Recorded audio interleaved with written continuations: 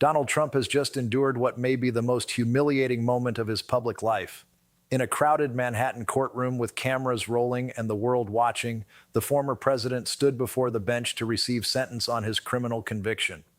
What followed stunned even the most seasoned legal observers. After the judge delivered his ruling, Trump's legal team immediately requested a short recess. When proceedings resumed barely 11 minutes later, Trump himself asked to speak. What he then said, just 4 words, altered the atmosphere of the courtroom entirely. Those present describe a scene of extraordinary tension. As Judge Merchant announced the sentence, Trump leaned toward his lawyers, visibly shaken. His lead counsel, Todd Blanche, sought an urgent sidebar. Moments later, Trump requested permission to address the court directly. The judge agreed. Trump approached the lectern, gripping it tightly, his knuckles whitening as he looked straight at the bench. Then came the words no one expected to hear from a man who has spent decades projecting dominance and certainty. I can't do this. The courtroom fell silent. No movement, no murmurs. Even the courtroom sketch artist reportedly stopped drawing. For a figure whose public identity has been built on never conceding weakness, the statement landed with the force of a collapse. This was not a rehearsed political message or a lawyer-approved declaration. It was a spontaneous and deeply personal moment, broadcast for history to record. Reporters inside the room noted Trump's voice cracked on the word can't. He appeared to be struggling to maintain composure, his usual bravado absent. For a man who has spent half a century cultivating an image of invulnerability, the moment represented the sudden disintegration of that carefully maintained facade. To understand how this moment came about, it is necessary to step back. On January 10, 2025, Trump appeared in Manhattan criminal court for sentencing after being convicted on 34 felony counts of falsifying business records related to hush money payments during the 2016 election. The verdict, delivered months earlier, had already polarized the country. But between conviction and sentencing, Trump's legal team launched an extraordinary campaign to delay or derail the outcome, filing 47 separate motions. Everyone was rejected. Judge Merchant made clear that sentencing would proceed without further delay. There would be no procedural escape. Those close to Trump described the days leading up to the hearing as deeply unstable. According to sources, he swung erratically between fury and despair. At times, he raged about conspiracies, insisting the case was rigged and that he would ultimately be vindicated. At others, he reportedly withdrew into long silences, staring blankly, unresponsive even to senior aides. One long-serving advisor told NBC that Trump appeared for the first time to be confronting a reality he had always managed to avoid. Consequences were no longer abstract. They were imminent and unavoidable. When Trump arrived at the courthouse shortly before 9 o'clock that morning, the change was visible. Photographs circulated rapidly online. His face appeared drawn, his expression vacant. The familiar smirk was gone. He moved slowly, lacking his usual swagger.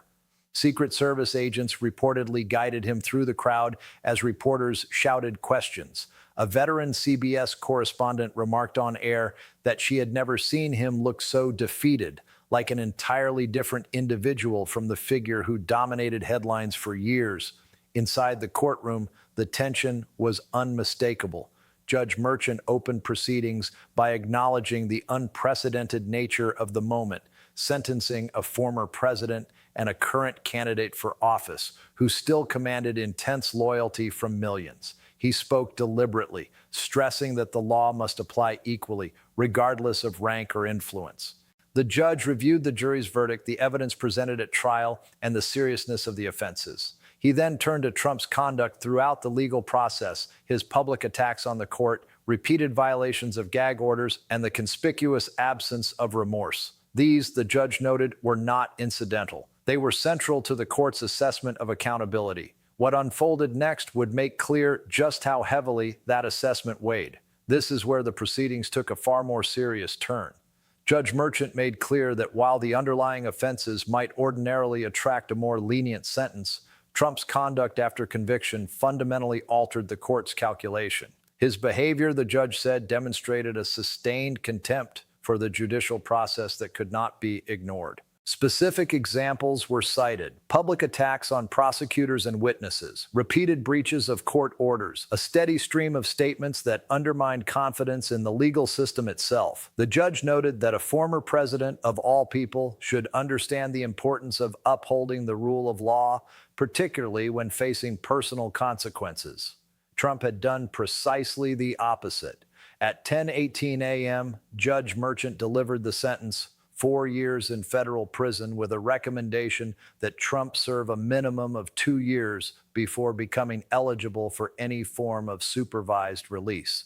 The reaction inside the courtroom was immediate and chaotic. Supporters in the public gallery began shouting. Court officers moved quickly to restore order, removing several individuals. Trump himself appeared to collapse inward. Witnesses describe his shoulders slumping as if the weight of the sentence had physically struck him.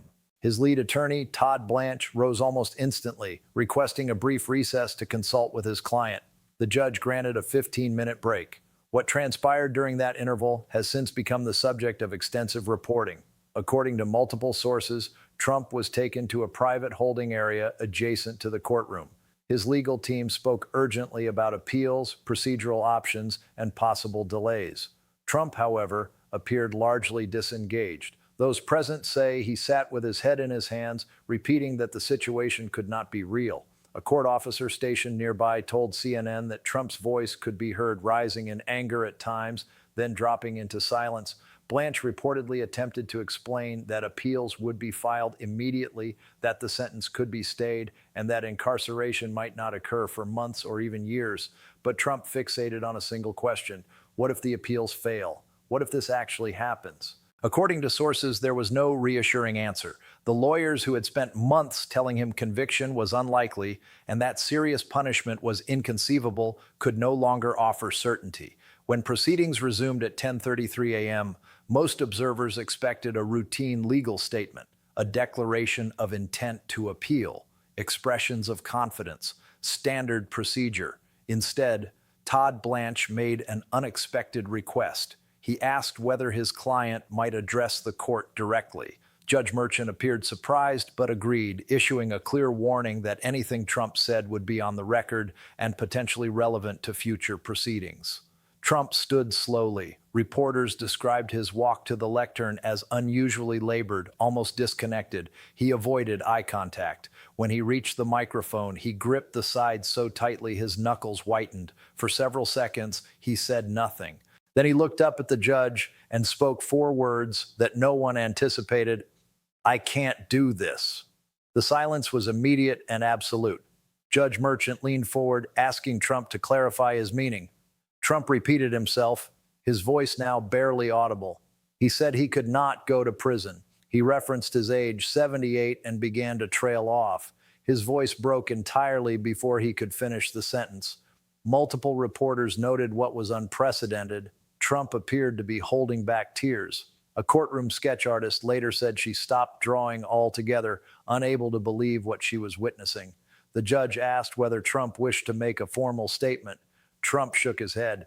"I'm just telling you the truth," he said. "For the first time in my life, I'm telling you the truth. I can't do this." He then turned away, returned to the defense table, and sat down heavily, covering his face with both hands. The courtroom remained frozen.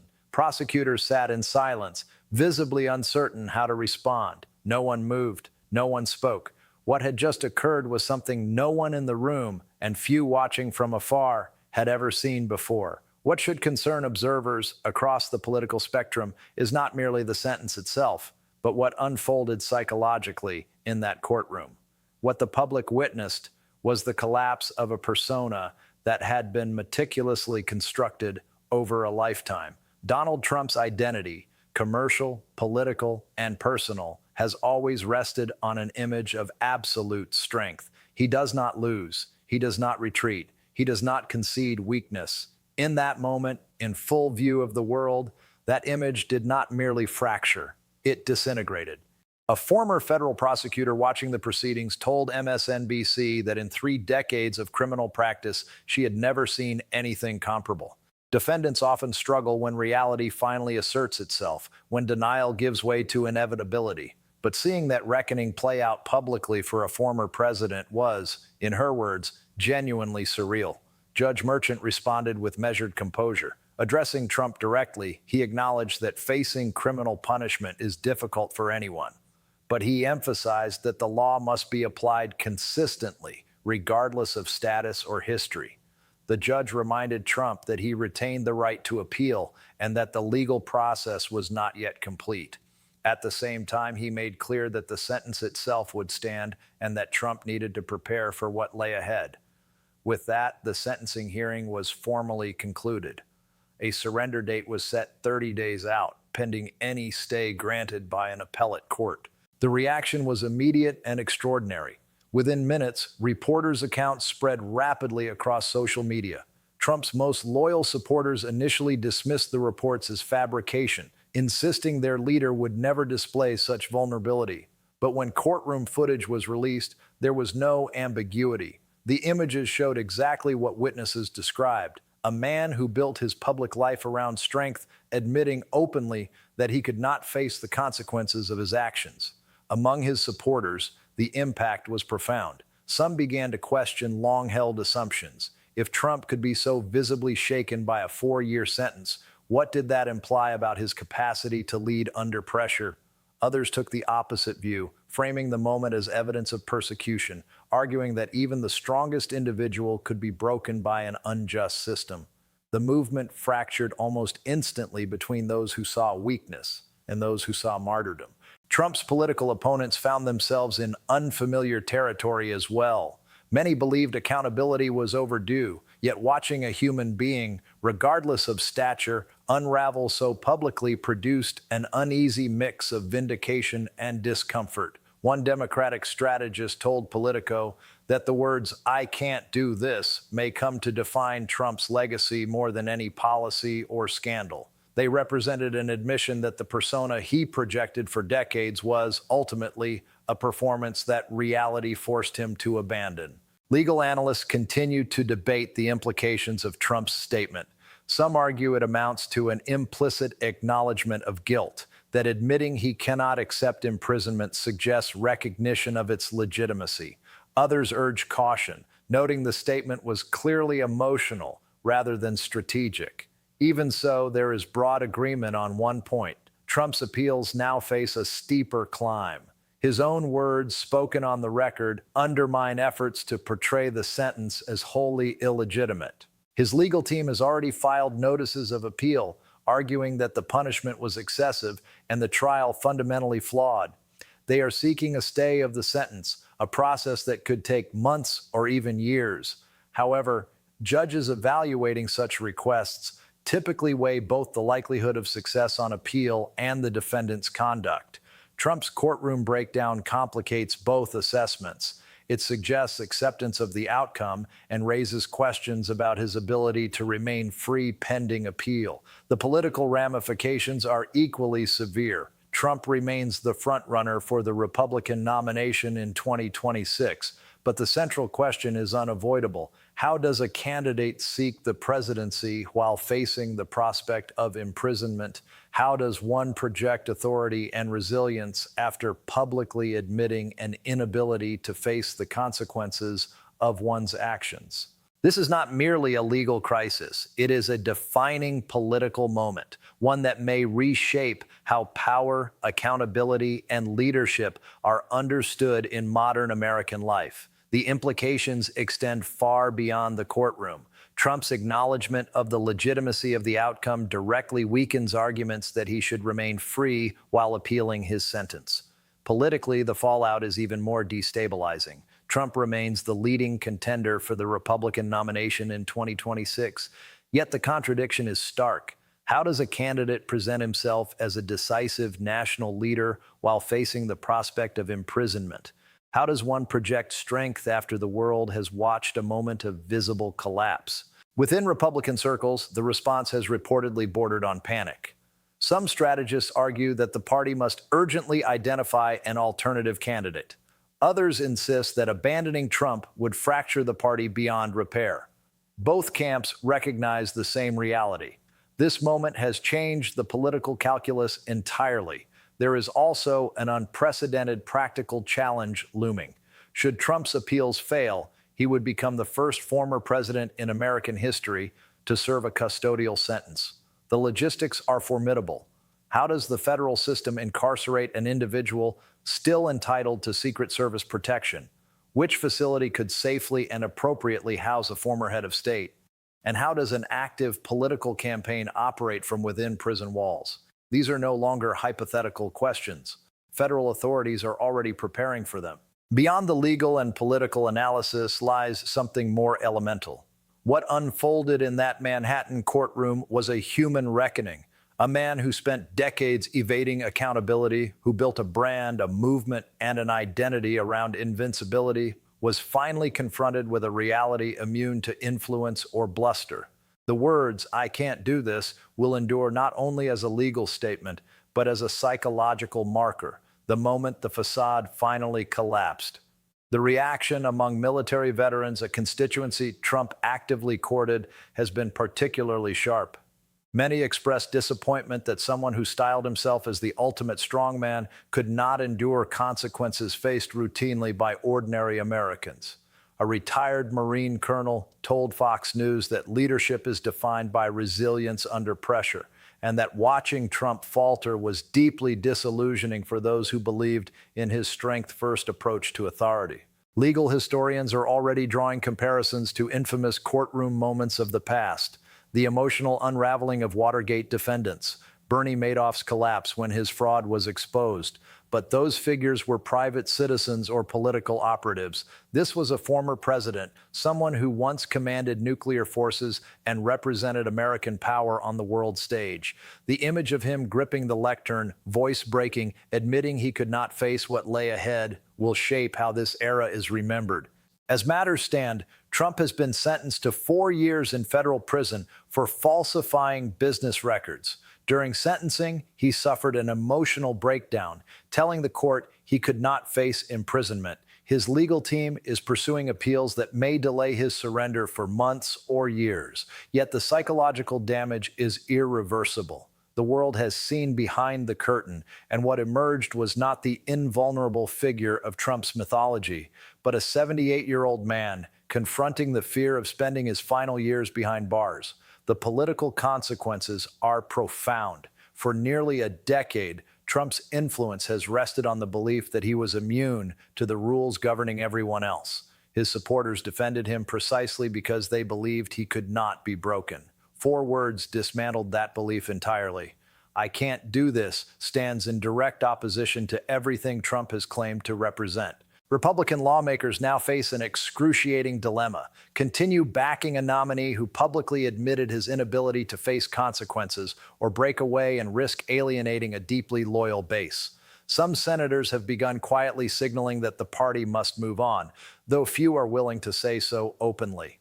Prosecutors in Trump's other legal cases are watching closely. Charges in Georgia relating to election interference, as well as federal cases involving classified documents on January 6th, remain active. The Manhattan courtroom footage will almost certainly be cited as evidence that Trump has begun to accept the reality of accountability, undermining future claims of persecution or political vendetta. Internationally, the reaction has been equally striking. Foreign leaders have issued carefully worded statements reaffirming respect for judicial independence. Privately, diplomatic sources say America's adversaries are circulating the footage as proof of institutional weakness and political instability.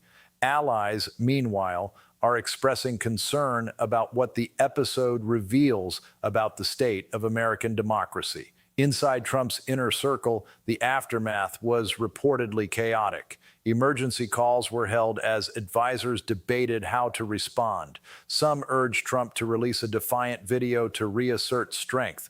Others warned that any attempt to erase or reinterpret the moment would only intensify scrutiny. The disagreements became so heated that several senior aides reportedly threatened to resign. Even Trump's family was divided. Some argued that embracing vulnerability could humanize him and reconnect with voters. Others warned that his base demanded strength above all else and would not forgive signs of weakness. Trump himself, according to reports, withdrew from advisors in the immediate aftermath, spending hours alone in Trump Tower. Financial consequences are already emerging. Major Republican donors are reconsidering commitments to Trump's campaign. One prominent donor told Bloomberg they could not support a candidate who admitted under oath that he could not withstand pressure. Several high-profile fundraising events have been postponed or canceled as organizers reassess donor confidence. In the days ahead, three questions dominate. Will Trump attempt to walk back his courtroom statement? Will his legal appeal succeed despite his own words undermining them? And perhaps most critically, can a man who publicly broke under judicial pressure credibly ask the public to return him to the presidency? These questions will define not only Trump's future, but the direction of American politics itself.